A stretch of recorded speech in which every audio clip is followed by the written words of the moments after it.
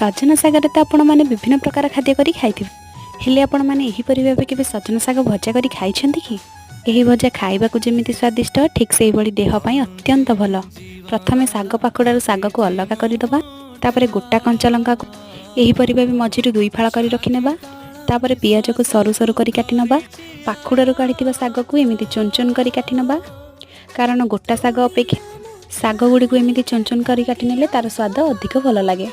प्रथमे कड़ाई तेल दे गोटा कंचा लंका को पकाइबा तापर से पियाज पकाई भल भाव भाजिबा पियाज भल भाव भाजी सारिया पर से किछि पानी दे देबा तापर आगरू काटी रखिथिबा सजना साग को पकाइबा तापर स्वाद अनुसार लूण देबा अल्प टिके चीनी देबा कारण यही साग भजारे टिके चीनी देले यार स्वाद टिके भल लगी थाए।